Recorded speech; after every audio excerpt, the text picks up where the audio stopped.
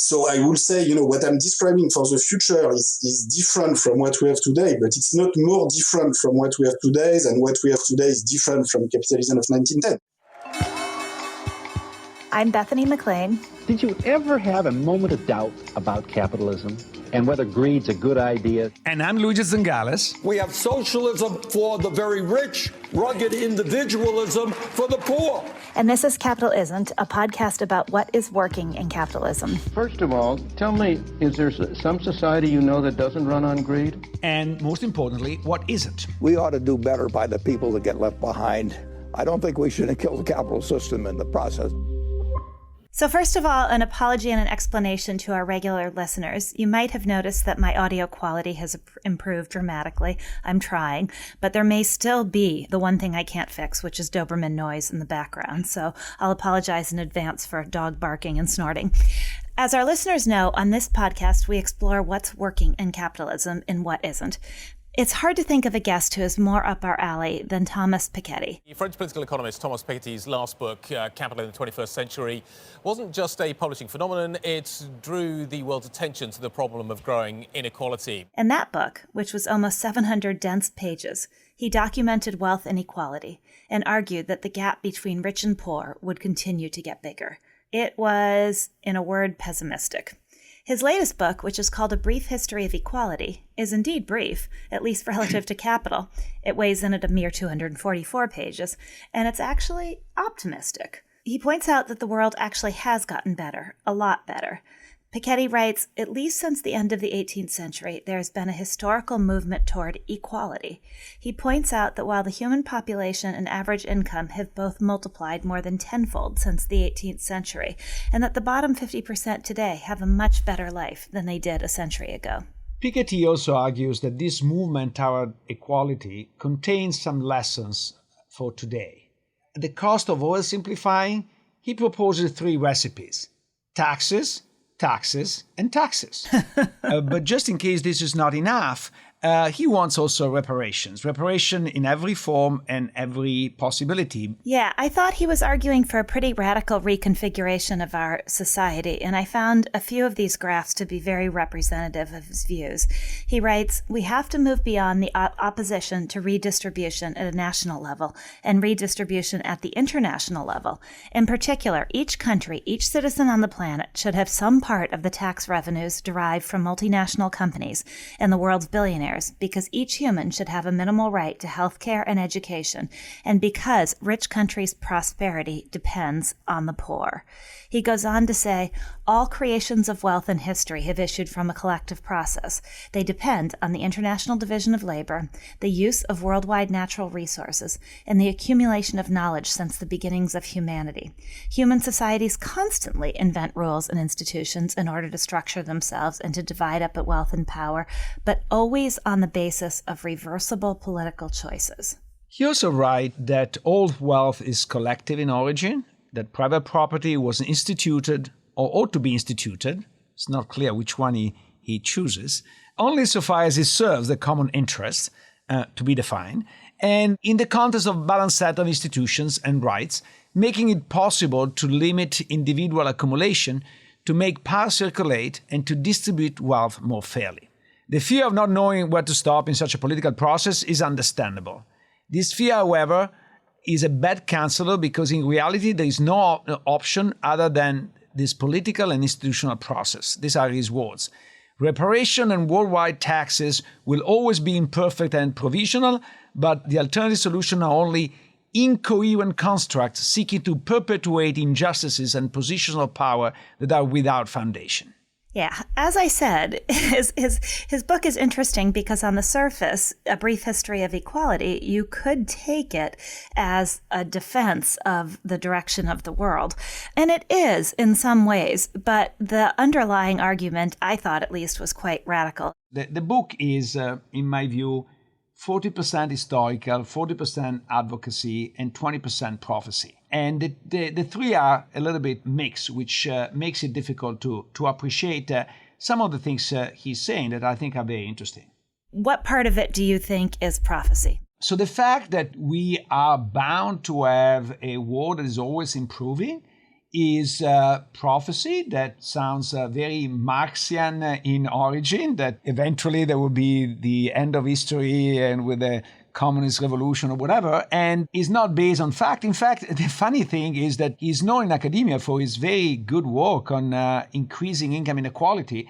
And here is basically pushing this work on the side and say, no, this is just a blip in history because the big arch of history is leaning in the right direction, and we are leaving a blip, but this blip is a second order. We need to look at the long one. Did you think that? I thought he was arguing more that the movement toward equality was one we have since moved away from, and that there was a danger in that. In other words, that the pretty radical reversal of tax policy since the 1980s was decimating this movement toward equality, and that therefore we needed to get back to the world of the taxation world, at least of the of earlier in time, with some extra stuff in the form of reparations and inheritance taxes lobbed on top. Yeah, when he does the advocacy, certainly makes that point. But my impression is that when he describes the theological direction of history, he says that it's a one-way direction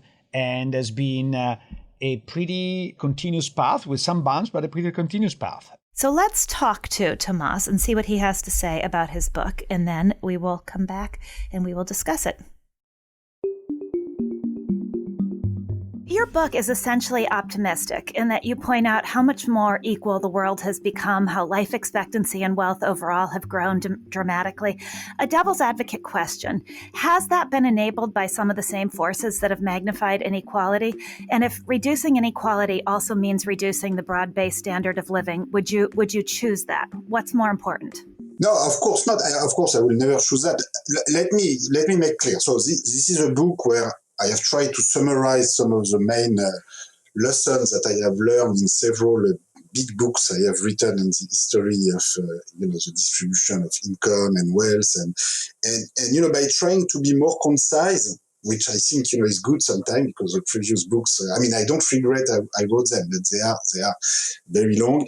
This one is much more concise, like 250 pages, and I think most importantly, this forced me to clarify some of the main message. And so one of the main messages is that historically, if you look between the end of the 18th century, that is the time of the French Revolution and the US Revolution, and today, so in the past 240 years, there has been a very large movement toward more equality, more political equality, more economic equality, more social equality. And this movement toward more equality has been very closely associated to a movement toward more prosperity. So the two have come together historically. And that's a big message, So this is the world in which we live. This is the world, from which we come from. And we really need to understand this trajectory.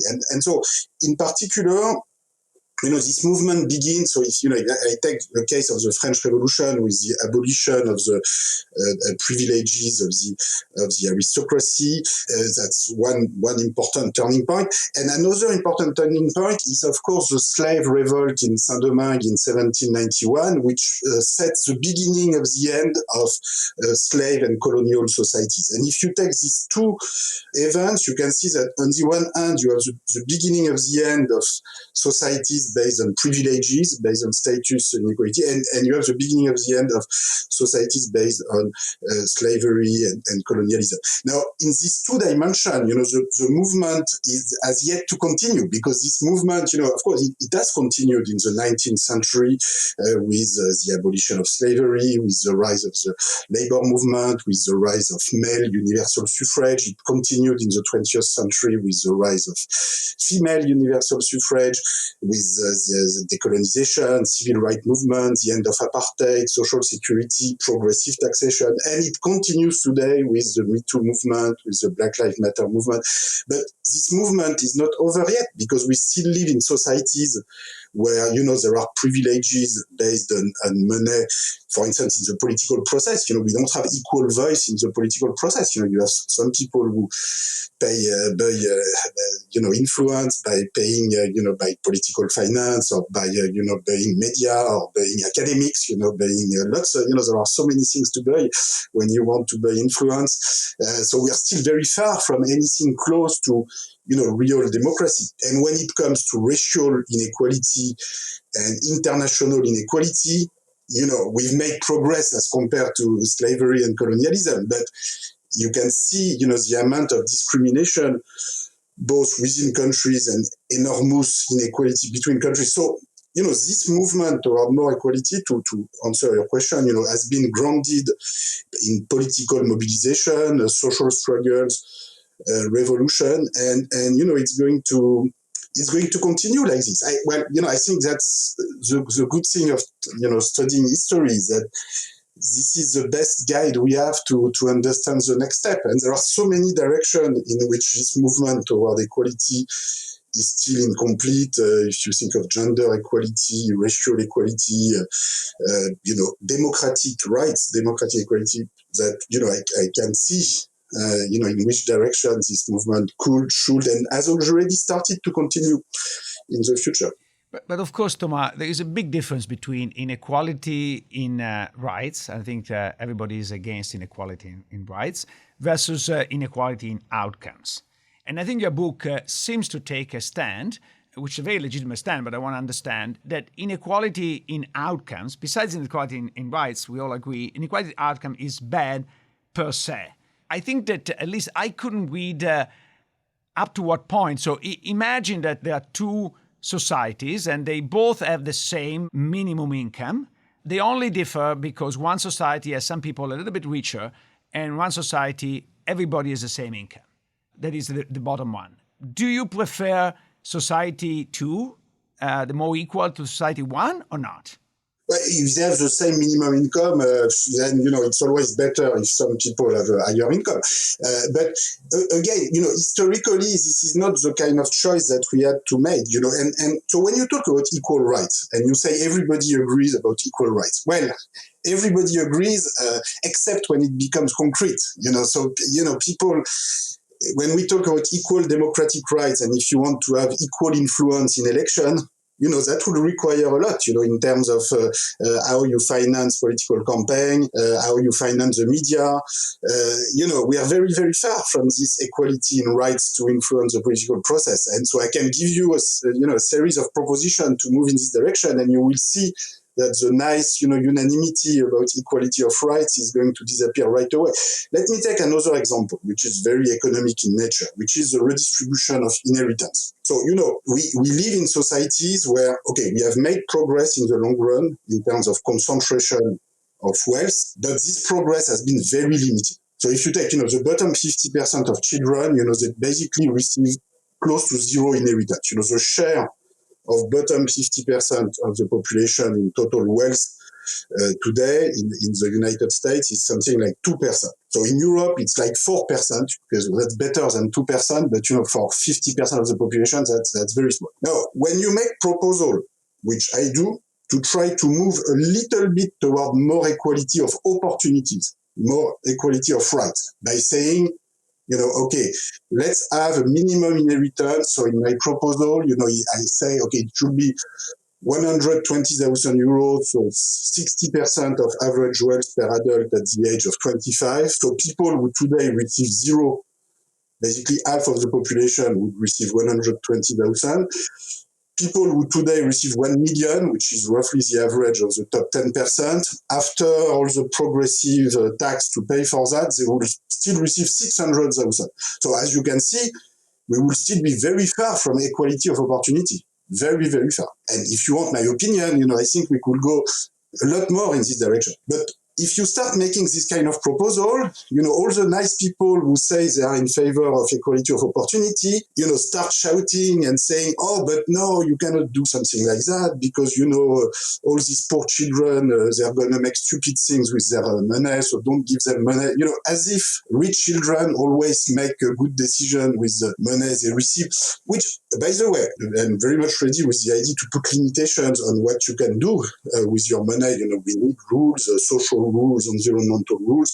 So, I don't want to replace a society of greedy, wealthy children by a society of middle, poor, old children and who are just as greedy as the other one. So we need rules on what you can do with your wealth, etc. But these rules need to apply, to rich children as much as to poor children. So, this is just an example saying that when you say we all agree about equal rights and equal opportunities, I'm not quite sure. I think if we are serious about equality of rights and equality of opportunities, which I'm trying to be serious, you realize immediately that in fact, many people disagree. So I couldn't quite tell, which may be my failure as a reader, from reading your book, if you are a defender in a limited form of capitalism or not. It seems in some ways that you are, with your idea of progressive taxation, that in your core belief in freedom, that you do believe in this core of capitalism. But later in the book, you write that the objective is the gradual decommercialization of the economy, in particular fundamental goods and services in domains such as education, healthcare, culture, transportation, or energy are by nature to be produced outside the commercial sphere. And you exclude very small business and housing from that list. So I guess my question is, why do we need this core of capitalism, and how do you determine what should be outside it? Why housing? And is the exclusion of small business then enough to create the desirable level of freedom? Okay, first of all, so regarding decommodification and decommercialization, I'm trying I am chiefly, an economic historian. I'm trying to look at the historical evolution that I see in the data that I use, and then I'm trying to draw lessons for the future, but I'm just looking at what I observe. So what do we observe in practice? We do observe a form of gradual decommodification of the economy, in the sense that you observe the rise, if you take as compared to 100 years ago or 150 years ago, you see the rise of enormous economic sector, typically education and health, which are much bigger than, say, the automobile sector today, in advanced countries. And they are going to keep growing in the future, of course, education and health. And these two sectors, to a large extent, have been organized, outside the profit motive. This is obvious for education. We have for-profit universities like Trump University, but they have not been terribly successful. So most private universities are non-profit institutions, so which is already a very different kind of object than a shareholder company trying to maximize profit. If you take the case of health, I know that there are some people in the US who believe that private health institutions in the US work very well. But, if you look, frankly, I think anybody comparing Europe and the US, looking at health outcomes, looking at life expectancy, looking at, should agree that, by and large, public health system have done a much better job historically to deliver good health. And in terms of education, again, the countries that have tried profit-making primary schools and profit-making universities, have just not been very successful. So there is a process of decommodification, in particular in these two sectors. But you can talk about public transportation, you can talk about utilities, energy. We have to be very pragmatic and look sector by sector at how it can work. But I'm just saying, yes, there has been a process of decommodification. Yes, it has been extremely successful. And yes, we need to draw from this experience, to think about the future. Because, if I look today at which sectors are going to expand in the future, I look at education, at health, at culture, the media. These are sectors where, again, the profit-making organization does not always work very well, does not deliver well.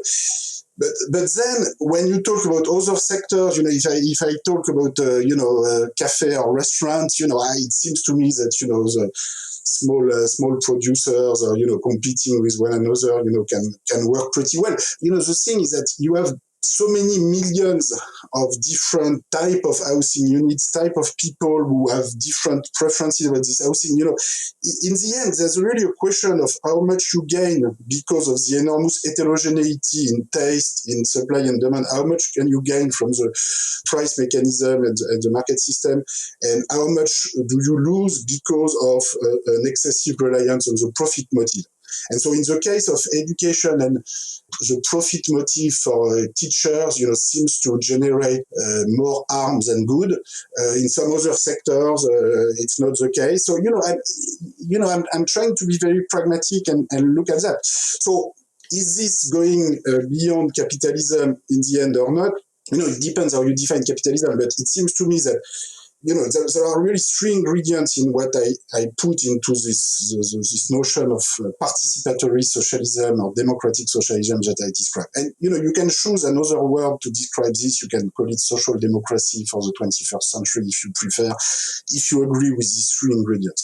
Ingredient number one is this growing decommodification. Ingredient number two is this redistribution of wealth through minimum inheritance and through very progressive wealth tax, which means that, very high concentration of wealth, which, in my view, are not useful. My reading of the history, comparing different periods, looking at, the US in recent decades with the US before, trying to compare as much as I can all the different situations, I think excessive concentration of wealth is just not socially useful. So, ingredient number two is very sharply progressive taxation of wealth in order to redistribute wealth so that everybody has access to, 100,000, 200,000, 300,000 euros, which I think, will make a big difference to make the society not only more equal, but also more dynamic in terms of bargaining power. People who have billions may not realize this, but when you have zero, having 100 or 200 or 300 is very different from zero. For people who have 1 billion, it all looks zero, like almost equal to zero. But, when you really have zero or negative wealth, when you only have debt, you are in a very weak bargaining position vis-a-vis your own life, vis-a-vis the rest of society. So basically, it means you have to accept everything. You have to accept any working condition, any job. If you have just, 100, 200, 300, in addition to a welfare system with basic income, free education, health, it's not instead of all of that, of course, it's in addition, then, you are in a much better bargaining position because this means you can refuse certain offers, you can create your own firm, you can buy a home for your family so that you don't need to pay your rent each month. So, I think this will contribute to make society much more dynamic and it will be, collectively beneficial. And the third component, so, decommodification, redistribution of wealth. Third component is more equal sharing of power in companies. So, again, I try to start from the historical experience with co-determination or co-management in countries like Sweden or Germany, where workers have up to 50% of seats in the board of large companies, and workers have these seats independently of any share in the company, just as workers, as investors in labor. Now, shareholders have 50% plus one, but this means that if workers, in addition, have shares for 10 or 20% in the company, or if a local government, a regional government has 10 or 20% of the company, then you can shift the majority even with a shareholder that has 80 or 90% of the stock, which from the point of view of a US shareholder or actually a French shareholder or a British shareholder is like communism. Except that this has been in place, in Germany since 1952, in Sweden since about the same time, and, apparently, this is not working so badly. And I think by and large, this has allowed to reach sometimes more balanced decision in boards of companies, so, more reasonable wage scale, salary scale for top managers, for instance, but also, more importantly, to involve workers in the long run strategy of their company, just because workers invest, their skills, invest their life, sometimes companies much more than a short run shareholder who goes and leaves, etc. And so what I'm proposing, then that's the third component of what I call participatory socialism, is to extend this to all countries, to all companies, small and large. And if we want to go further, what I describe is to say, okay, the next step could be if you have, this 50% of voting rights for shareholders, well, within this 50%, an individual shareholder, cannot have more than a certain threshold 10% or 5% when the company gets very large. Again, the general philosophy is, we live in very educated societies where we have millions of, engineers, technicians, workers, managers who can contribute to decision making. And this view of a sort of monarchical organization of the economy where one individual, because he made smart decision at the age of 30 or was very lucky at the age of 30 or both at the same time, will keep all decision-making power at the age of 50, at the age of 70, at the age of 90, in a huge organization with decisions that are so complicated to make. This is completely crazy. And I think the sense of history, the direction of history is to move toward more participatory decision-making. So anyway, if you put all of this together, you have something which is very different from standard capitalism. But again, the situation today, the kind of social democratic capitalism that we have in particular in Western European countries, is already very different from the capitalism of 1910. So I will say, what I'm describing for the future is different from what we have today, but it's not more different from what we have today than what we have today is different from capitalism of 1910. So, I'm trying to look at this from an evolutionary perspective and based on the evolutions that have already been happening. So I have a slightly different concern because I actually understand that you're trying to find a different form of economic system that emphasizes freedom and maybe puts a little bit more weight on equality. So I'm sympathetic to this desire. My concern, to what extent you can achieve that with freedom. And as I say, the example of co-determination are all examples that are not chosen by the parties involved. You don't see Silicon Valley firms starting in the way that with co-determination. This is imposed by the law, and it is imposed by the law under particular circumstances, as you describe in your book. So my question is your ideal society, the one that you want to reach to, a society that we can achieve with democracy, or you want to abandon some of the feature of at least the classical liberal democracy of majoritarian rules? And let me quote from the end of your book. You say that equality has made its way overturning the rules established by the regime in power.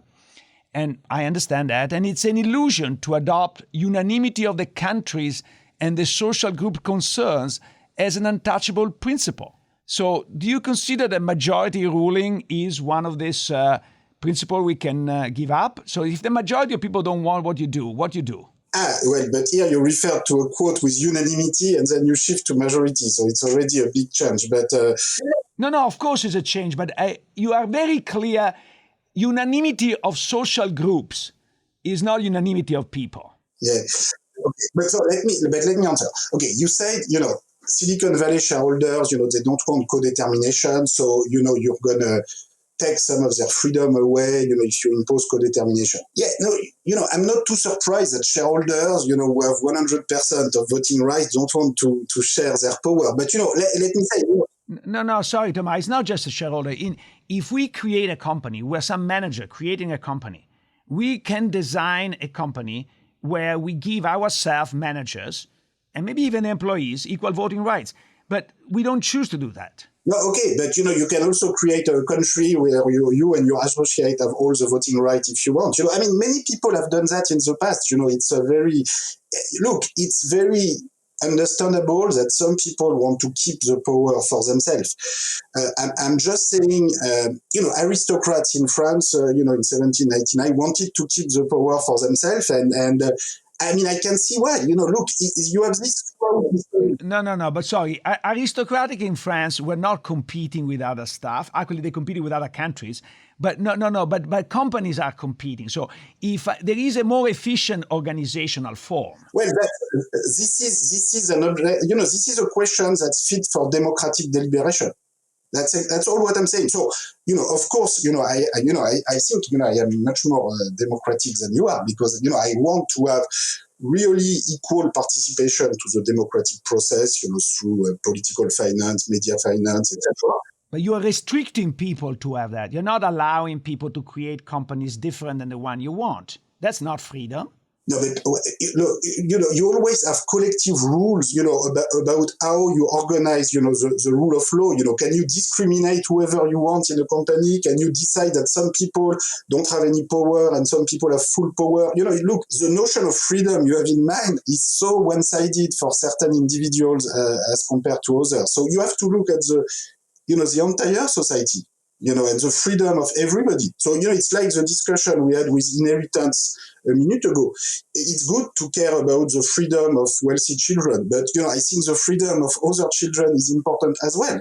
And so if you want real maximal freedom for all, which is what I want, you have to look at the big picture. But to answer your question, how we get there, I am completely confident that, democratic deliberation through, so of course, majority rule decision making, but, democracy is more than just majority rule decision making. It also requires deliberation, which requires information, which requires, certain kind of financing of the media, financing of political campaign. But, I am very confident that, this democratic system and will lead, as led in the past, and will continue to lead to, more prosperity and more equality at the same time. And, the problem historically is that many groups, have tried to keep the power for themselves. This is what has been happening. So, you have the French aristocrats in 1799, but that, you have very wealthy people, until World War I who don't want to redistribute wealth, who say that, the sky is going to fall if we redistribute wealth. Well, wealth was redistributed, was much more equal in 1950 than what it was in 1910, and, the sky did not fall. And if anything, there was even more growth and more prosperity after that. So, this is a movement where you always have, powerful and wealthy people who don't want to change, of course, who want to keep the power for themselves, and who try to present their position as based on, freedom and you want to attack freedom.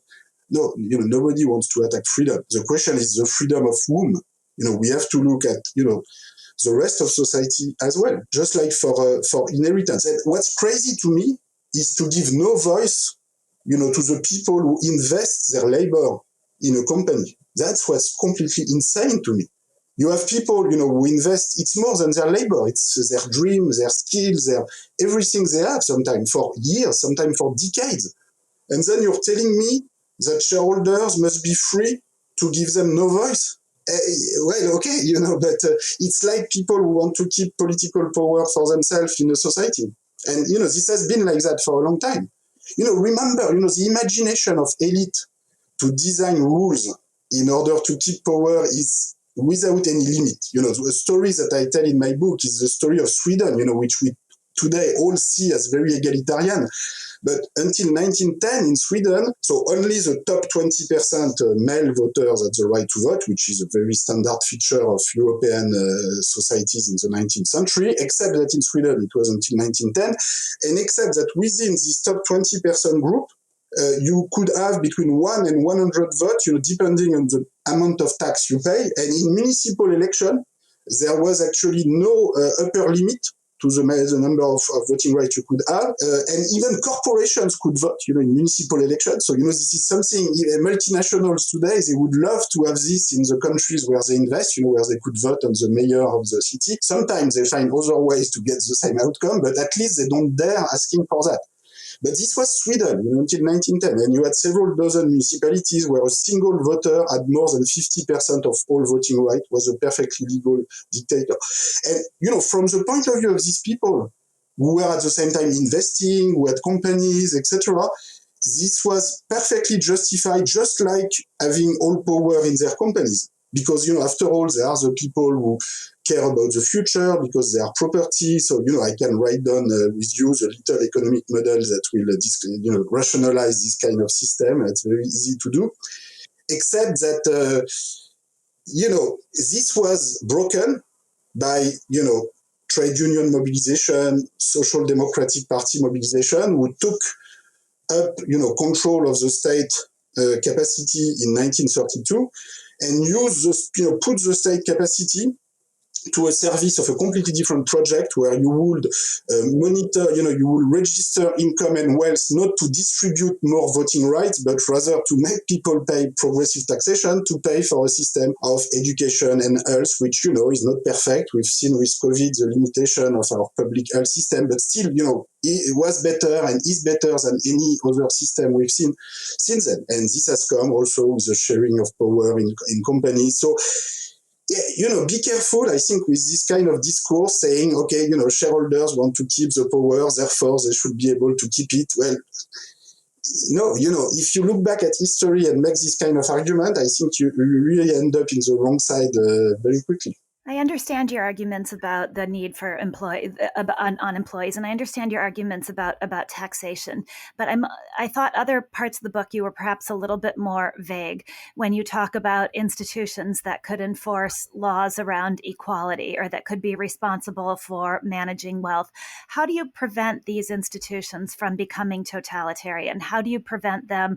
Which institution? The other institutions that you mention in your book that you say would enforce a certain kind of egalitarian behavior. Like what? That when you mention in your book, you talk about institutions a balanced set of institutions that would help us create this more egalitarian world. How do you prevent those institutions from becoming bureaucratic and rigid, from becoming the things you fear? I'm not sure which institution you are referring to exactly. So, we were just talking about public health system or public education system or progressive taxation system. And so, my answer is, let's look at, again, these real world experiences of, how rich countries today, and, if you take, some of the countries in the world with the highest level of productivity, in Sweden or Germany or France, we're trying to see how they got there. And I think the general lesson is, yes, you need democratic accountability, you need a pluralistic, vibrant democracy, you need, all social group and social class, to have a voice in the political system. You need all of this in order to put checks and balance on this set of social and fiscal institutions. That's for sure. But, I am, we need to make the entire democratic process much more democratic than it is today. So, this set of institution is not supposed to be, imposed from the top. And, this is not what happened historically. So, Thomas, when I was a kid, I was sailing. And when I was sailing, even the most left-wing people would say, in a boat, we need a commander, and it's not a democracy. So there are moments in which maybe because it's very dramatic, or because you need different form of organization. And you're saying that you don't allow that. So you imagine for a second, and maybe you don't agree that, imagine a second that it's more efficient to have a different type of organization where shareholders rule. And you say you don't want to do it because this is unfair, and you force everybody to have a democratic ship, even at the cost that the ship might sink. No, that's not what I'm saying. I just think democracy works, So I think, if we, again, in the political arena, I think we feel, there's a feeling that, democracy works and should work, including in countries where it doesn't work today, like China and Russia, and that, trying to push for democracy is not just something, that we do, even if it fails, whatever. I think in the end, there's no reason why it should fail, because it has worked in so many different countries with so many different culture and civilization. Of course, we need to be very careful about the exact rules on how we divide the power, but it works. So in the example of the boat you mentioned, let me make very clear that, in the small companies, I have absolutely no problem with the fact that someone who created a company, who has put, his saving, maybe his minimum inheritance to create, his business, is going to have more power than someone you hired last week, and who maybe, is going to create his own business in 1 month. And that would be stupid to equalize power between these two individuals, in a small company. So I'm saying explicitly the contrary. The question is, as the firm gets bigger, and as the firm gets bigger, yes, you want to discuss. You want to share power. How exactly? What does it mean get bigger? How big? things get complicated when we say that. So that's why, I'm trying to look at the historical experience, with 50% of the seats in the board of companies above a certain size. Because my reading of the evidence is that it worked pretty well, I propose to reduce the threshold. But, I'm not saying I know the formula in advance. I think we're going to have to experiment. We're going to have to try. That's all I'm saying. But I think this is the direction in which we have to go for economic democracy, just like what we've done to some extent, to a limited extent, for political democracy. Thank you very much for your time. This was very interesting. Please join the Stigler Center for the next webinar in our series on China's political economy. In this one, we'll explore whether there is a new era in the country's development.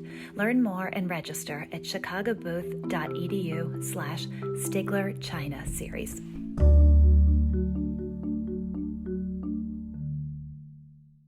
So Luigi and I both had talked before this. We both had the same question, and we both tried to ask it, and I wasn't sure that I really got an answer to it.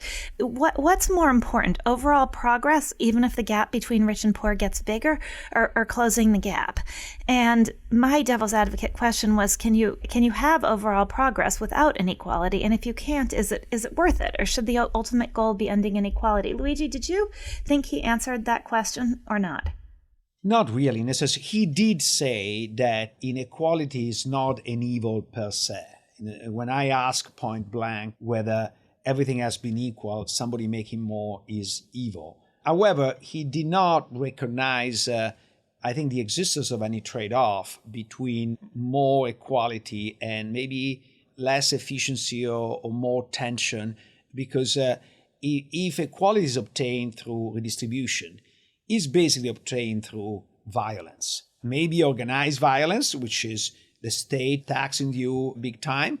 He does not seem to be affected at all by how consequential this is for the survival of democratic institutions. He's very good at blaming the Soviet Union for going wrong, but, it's easy to do that more than 30 years after the fall of the Berlin Wall. What he's not very good at, in my view, is recognizing the fact that if you exercise a lot of redistribution, there will be a lot of resistance.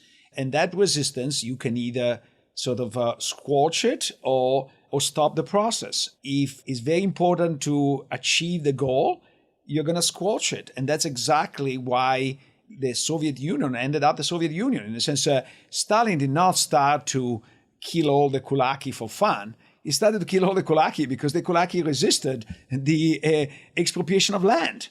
And when they resisted, said, if you're not in line with the program, I send you to Siberia. Yeah, this notion that the failure of the Soviet Revolution was because of the institutions that were put in place afterwards, not necessarily because of the revolution itself.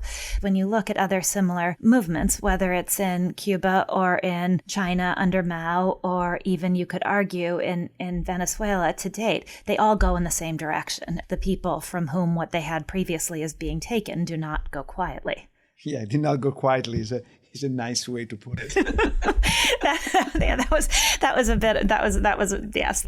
Did you think that he addressed the question of what kind of institutions are necessary? And I feel, by the way, that I didn't do that point justice when we were talking to him.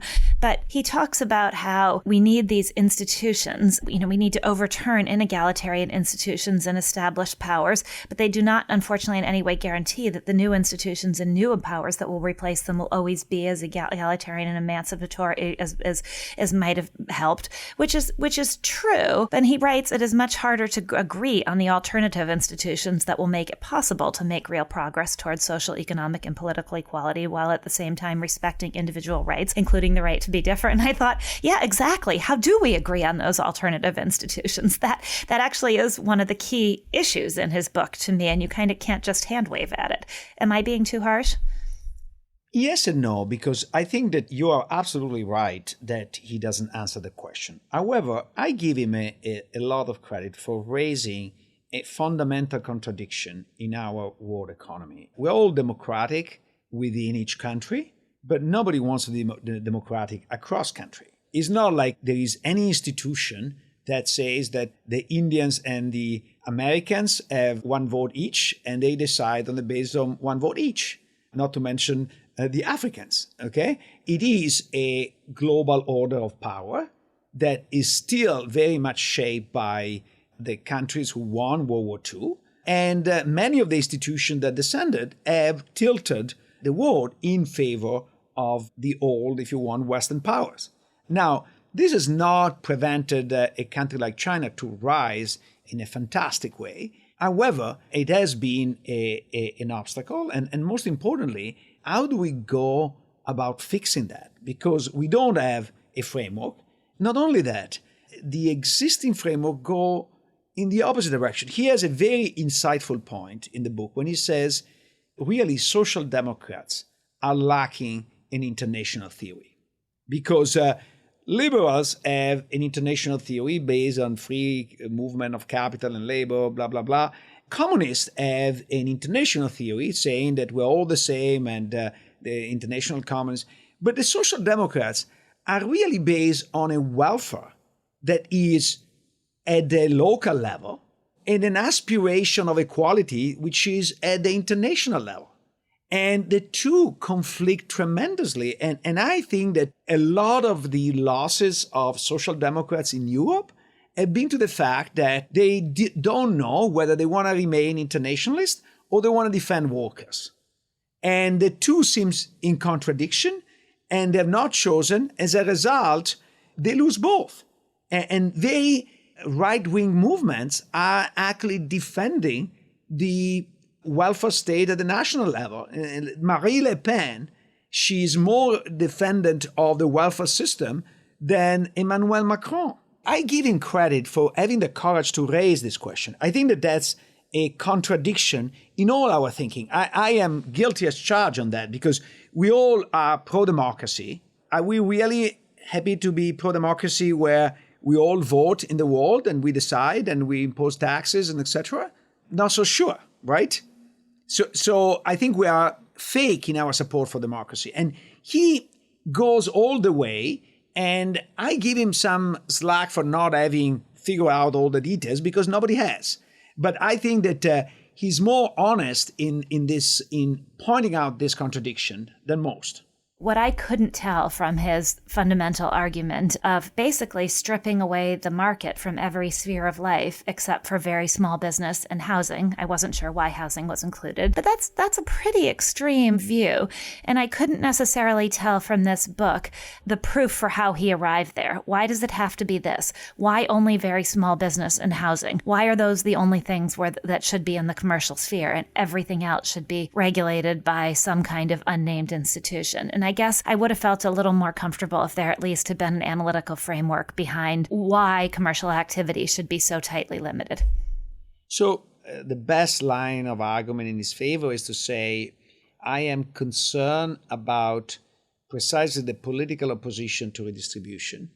So what I need is to make sure that nobody is very powerful, because if somebody is very powerful, this economic power will transform itself into political power and will get into the way of my silent revolution that I want to do. And so I need to constrain most of the activities because these activities can be very influential in determining how people vote and how they express their opinions and so on and so forth. So I want to basically have some form of control, whether it's of the people in court or of the government, on all the institutions that carry some power. And I leave shopkeepers and small activities that are not really important to the free market because I can crash them any time of the day. Even as you say that, you speak, I am going to create this. So who's the I in this situation? Who's the all-powerful entity that creates all of this and administers all of this and makes sure it's being done effectively? And I know his argument would be if you set these institutions up correctly, they evolve, and they evolve in such a way that they don't take on an undue amount of power. But to me, the devil is really in the details there. How do you create the institutions that are in charge of administering all of this and policing deciding what's in the free market and what isn't without those institutions themselves becoming exactly what you fear, right? It's the old line from Nietzsche, be careful when you battle monsters lest you become a monster. Yeah, and what is the evidence that even if we're willing to impose limits on the power of money in the electoral process, which I'm much in favor of introducing, even if we were to do that, what is the evidence that people will favor massive redistribution? I don't think there is much. And it's just in Germany, for example, or even in France, there are severe limitation on campaign financing. You don't see massive demand for redistribution. And if people don't want this massive amount of redistribution, how do you decide? If you're enjoying the discussions Luigi and I are having on this show, there's another University of Chicago podcast network show you should also check out. It's called Big Brains. Big Brains brings you the stories behind the pivotal breakthroughs that are reshaping our world. Change how you see the world and keep up with the latest academic thinking with Big Brains, part of the University of Chicago podcast network. I found many aspects of the book quite revelatory, even this idea and the data showing how much of the wealth of the world has been generated from appropriation. I thought he has this great example in there of and how countries have played the game one way until they had their advantages in place. And I thought he had a great example of how Britain basically wouldn't allow imports of Indian textiles until Britain came to dominate the textile industry. And then Britain started advocating for free trade. And I think we could find similar examples of hypocrisy throughout the modern history, and that's just one of the examples. Did you know the story that France imposed reparation to Haiti in the opposite direction? It's just France imposed to the slaves that liberated themselves in Haiti the cost of buying their freedom. That put a burden on Haiti that is enormous. It was 300% of GDP. You wonder to what extent Haiti problems today are the result of an enormous burden of public debt that made it difficult for the country to grow. I thought that was an incredibly powerful part of his book, and that's the part of the book that I really liked, was this very detailed, data-driven history about aspects of history that are often left unaddressed. I thought he was also very powerful on the notion of education, that often in the days of empire, colonialization, you'd have the people of the country paying an enormous amount in taxes in order to educate then their taxes would go to educate the very wealthy. And you still see that disparity in education numbers, where the very wealthy get far more dollars thrown at their education than do the poor. And I thought something he said in our discussion was interesting, telling about his mindset, but also quite right, which is that people talk a very big game about equity and about egalitarianism, but when it's actually put to the test and they have to do something or give something up, they don't particularly want to. And nowhere is that more pronounced than with our children, where if you tell most wealthy people that their children's schools are going to be funded at the same level as the poorest inner city school, talk about a revolution. Talk about people who are going to protest this new system. You're gonna get it right there. That to me is both a really powerful part of his book, but also one that perhaps doesn't bode well for a seamless transition to this future he is imagining. But I couldn't tell in the end what he actually believed in terms of the right economic system. I mean, it sounded to me at various points in the book that he really does believe in a core of capitalism is necessary for freedom. And he writes this: everyone knows now that progress must emanate from egalitarian roots in electoral democracy. Acknowledgement of this fact in the 1970s and 1980s contributed to the final delegitimization of the communist countermodel. If the latter produces both less political freedom and less social and economic well-being, then what's the point? But I couldn't tell what pieces he, in his view of the welfare state and of progressive taxation, I couldn't tell what pieces he felt that we needed to retain and why he felt that we needed to retain those pieces. Did you have clarity on that? Complete clarity, no, but it seems to me that he has some form of Yugoslavian or Hungary model, and it's just, even during the period of the Cold War, Hungary was much more open than the Soviet Union. And for example, you had, at least in the last 10 years of the existence of the bloc, some private property when it came to shops and little activities.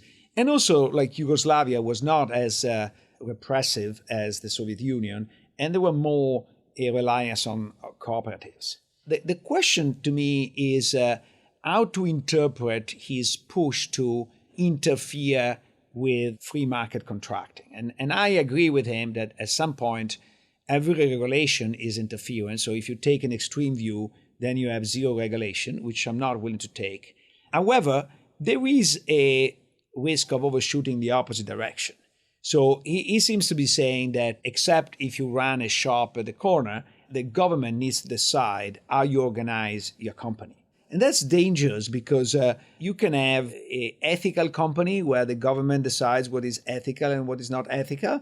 And then you can work, but within the limit of what the government allows you to do in name of some higher principles. I think that that's where I'm nervous. But I think that he doesn't recognize trade-offs, even when I confronted him with companies, and he says, do you really want a democracy at every level of the company? Like, imagine Walmart have hundreds of thousands of workers, most of them these days living outside of the United States. To what extent you want to give them the power to decide the future of Walmart? There are some efficient considerations that are quite important. Yeah, I agree with all of that. On that note, though, I did think he raised an interesting point. And when he pointed out Germany's historic practices of employee representation on a board, I also think he raised an interesting point when he said, why did we decide on a system where shareholders get the money instead of employees? And I thought, that's interesting. I mean, we've definitely decided on a system in which shareholders have primacy legally, and in all sorts of the funders of the company do. And why shouldn't employees have a right to the company's profits above and beyond what they do? And I thought that was an interesting point. Sorry, can I stop you there, because I disagree. I think that we didn't decide on that system because there are cooperatives. Now we have even public benefit corporations. So we have different legal forms. That's fair. We're experimenting with different forms, I think. Yeah, but cooperatives have been around for a long time. But for a long time, the dominant form has been shareholder capitalism. And it's interesting, in our ongoing quest to unpack things that are taken for granted. I think that's an interesting thing to start contemplating.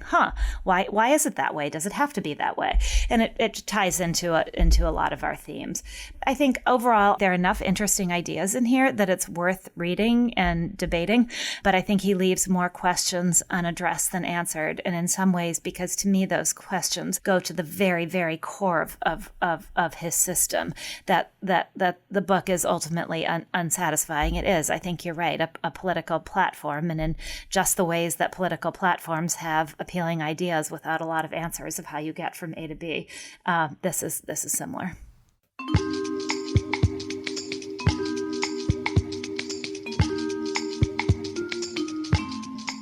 Capital Isn't is a podcast from the University of Chicago Stiegler Center in collaboration with the Chicago Booth Review. Also check out promarket.org, a publication of the Stiegler Center. Don't forget to subscribe and leave a review to Capital Isn't wherever you get your podcasts.